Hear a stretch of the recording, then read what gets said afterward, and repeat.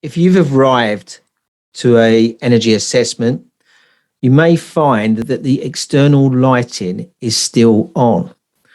Now, in my experience, one of the main reasons for that lighting to still be on would be for the external lighting sensor that could be either faulty or needs to be maintained.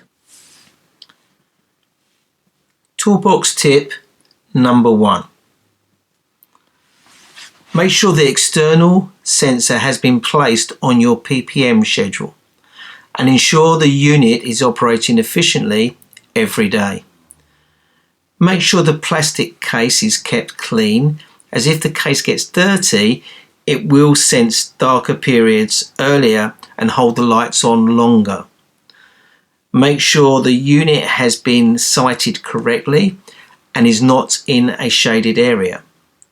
Ensure there are no trees or shrub areas overgrowing the unit, which again stops the light levels being monitored correctly. And then lastly, if the unit is faulty, ensure it is corrected immediately.